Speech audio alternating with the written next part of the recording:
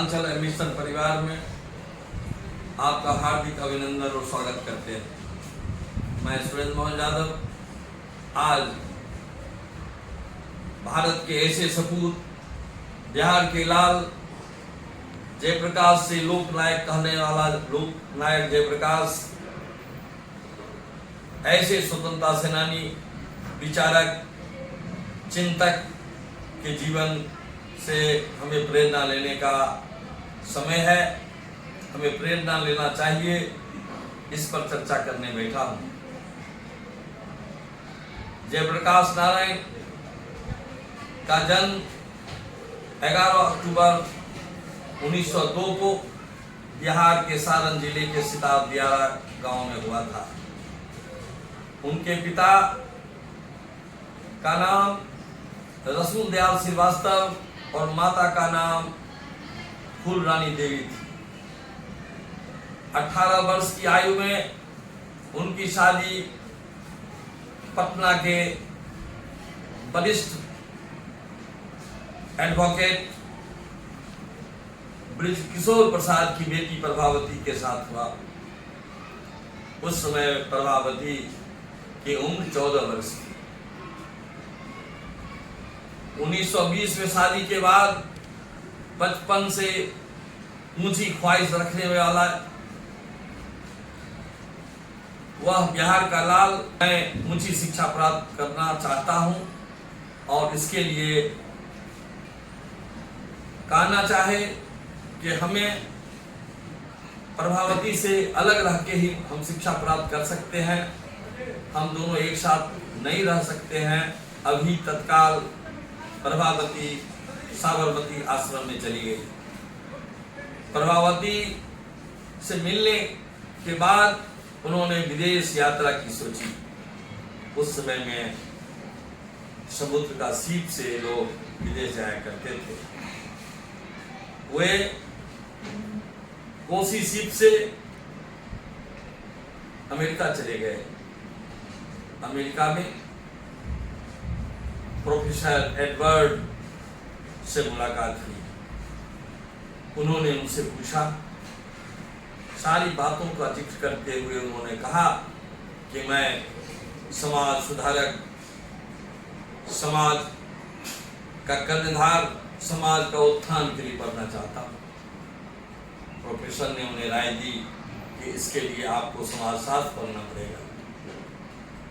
पैसे की कठिनाई के चलते सज्जनों, आपको प्रेरणा लेनी चाहिए उनके जीवन से कि वो विदेश में एक होटल में बर्तन मांजते थे, जिनसे उनको कॉलेज की फी मिलती थी, और एक होटल में पानी पहुंचाते थे जिससे उनको खाने को मिलता था, उनका परवरिश चलता था। वे ऐसे व्यक्तित्व 1922 में विभिन्न कॉलेजों का दौरा कर रहे थे और 1929 में जब वो डिग्री लेकर भारत लौटे तो भारत लौटने पर उस समय में महात्मा गांधी, पंडित नेहरू का स्वतंत्रता संग्राम की बिगुल चल रहा था। वो आकर हिंदुस्तान में स्वतंत्रता संग्राम से जुड़ गए। गांधी के संदर्भ में जाने से उनसे प्रभावित हुए और भारत को स्वतंत्र करने के लिए, वंचितों को अधिकार देने के लिए, उपेक्षितों को विकास के लिए उन्होंने सोचना शुरू किया कि जब तक हमारा भारत स्वतंत्र नहीं होगा हम सर्वांगीण विकास की कामना नहीं कर सकते। ऐसे पुरुष का समय बढ़ता गया और 1932 में भारत छोड़ो आंदोलन में उन्होंने हिस्सा लेकर के और जेल की यातनाएं सहनी।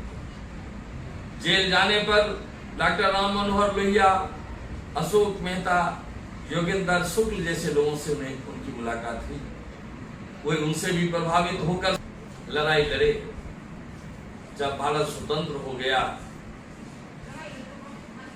जयप्रकाश नारायण कई संवर्गों में अपनी योगदान देते रहे। किसी पद का लोभ उन्हें बचपन से नहीं था और वो भारत का विकास, आम जनता के विकास के लिए हमेशा जीवन को समर्पित करते रहे। जब 1970 का दशक आया तो उन्हें महसूस हुआ कि हम जिस कांग्रेस के साथ रहे हैं, एक बात आपको मैं पहले कहना चाहता था जो नहीं कह सका। जब वो विदेश में थे उस समय वो कार्ल मार्क्स और लेनिन के प्रभावित हुए थे। वे मार्क्सवाद और समाजवाद दोनों से प्रभावित होकर के भारत लौटे थे और यहाँ आकर के जब कांग्रेस के संगठन में जुड़े थे तो उनके दिल और दिमाग पर मार्क्सवाद छाया हुआ था। वो कांग्रेस में थे, लेकिन 70 के दशक में उन्होंने कहा कि हमें क्रांति की बिगुल फूकनी है और लाल किला मैदान दिल्ली में 1 लाख लोगों के बीच में उन्होंने कहा कि सिंहासन खाली करो। ये दिनकर की पंक्ति से उन्होंने लिया था। आप सोच सकते हैं कि उस समय इंदिरा जी की सरकार चल रही थी। 74 में इंदिरा जी कर्फ्यू लागू कर दी, यानी आपातकाल की घोषणा हो गई, इमरजेंसी हो गई। लोकनायक जयप्रकाश को अरेस्ट कर लिया गया।